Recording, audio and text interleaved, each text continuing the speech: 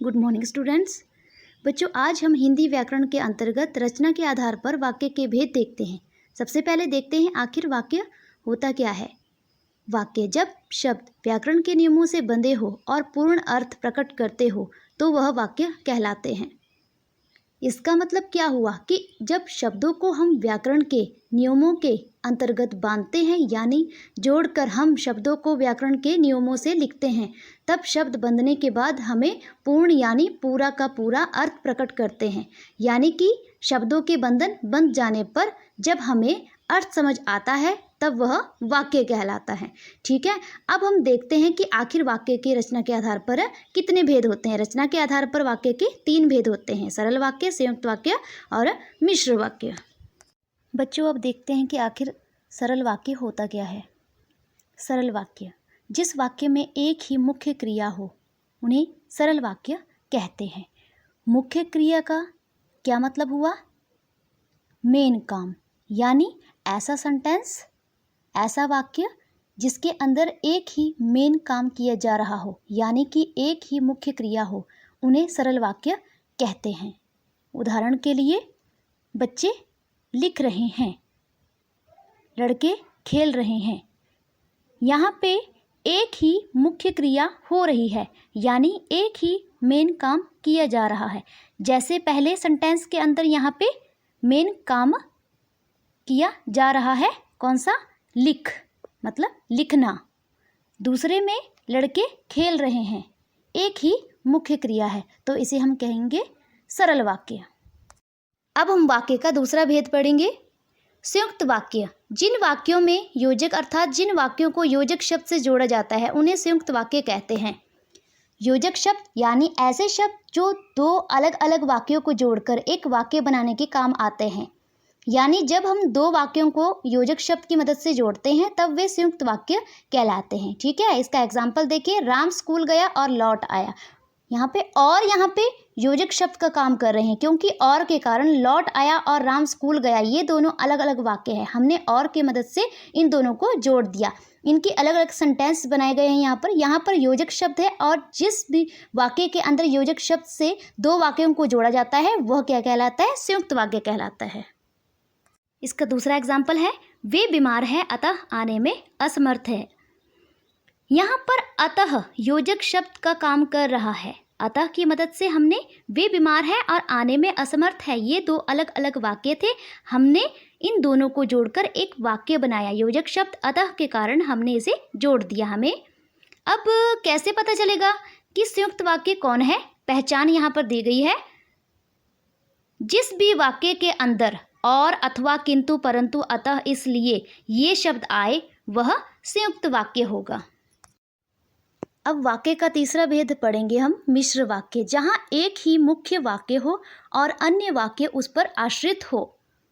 आश्रित का मतलब क्या होता है? आश्रित का मतलब होता है डिपेंड, यानी यहाँ पे एक ही मेन सेंटेंस होगा, बाकी सभी सेंटेंस उस मेन सेंटेंस पर डिपेंड होंगे, यानी एक ही मुख्य वाक्य होगा और अन्य वाक्य दूसरे जितने भी वाक्य होंगे उस पर आश्रित होंगे। उस वाक्य को हम मिश्र वाक्य कहते हैं। यहाँ पर एग्जाम्पल भी दिया है, यदि मैं परिश्रम करता तो सफल हो जाता।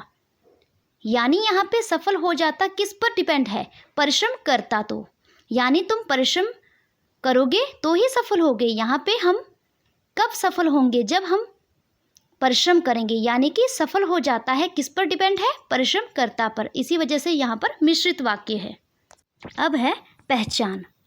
जब भी वाक्य के अंदर जैसा, वैसा, जब, तब, क्योंकि, यदि, तो ये सब आए तो उन वाक्य को मिश्रित वाक्य कहते हैं। अभी हमने वाक्य के 3 प्रकार देखे, कौन कौन से हैं? सरल वाक्य, संयुक्त वाक्य, मिश्र वाक्य। अब हम आगे कुछ एग्जाम्पल देखेंगे जिसकी वजह से आपको और भी वाक्य क्लियर हो जाएगा। इसका एग्जाम्पल देख ले हम, आयुष पढ़ रहा है। अब हम यहाँ पे देख सकते हैं आयुष क्या कर रहा है? पढ़ रहा है, यानी यहाँ पे एक ही क्रिया की जा रही है, पढ़ रहा है, एक ही मुख्य क्रिया है, मेन काम किया जा रहा है। जिस भी सेंटेंस के अंदर मुख्य क्रिया हो वह सरल वाक्य होता है। ये कौन सा वाक्य हुआ? सरल वाक्य हुआ पहला। अब दूसरा है, तुमने जैसा किया था वैसा फल मिल गया।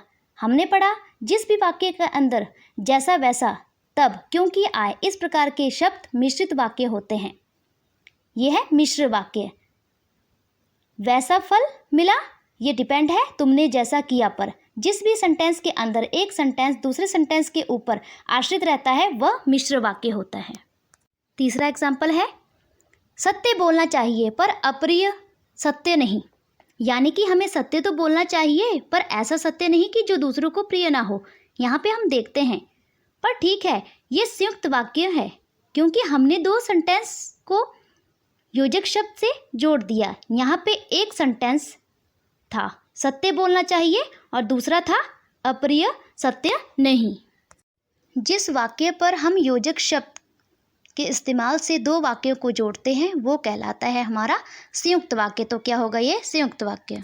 चौथा एग्जाम्पल है, वह प्रतिदिन घर का कार्य करने के बाद भी समय पर कार्यालय पहुंचती है। यानी कि वह रोज़ अपने घर का काम करने के बाद भी ऑफिस यानी कि अपने कार्यालय में पहुंचती है। यहाँ पे कौन सा सेंटेंस है, अगर हम इसे ध्यान से देखें तो इसमें एक ही काम हो रहा है, क्या कि पहुंचती है। ठीक है, जब भी वाक्य के अंदर एक ही मुख्य क्रिया की जा रही हो वह क्या होता है, सरल वाक्य। ज़रूरी नहीं होता कि सरल वाक्य हमारा छोटा हो।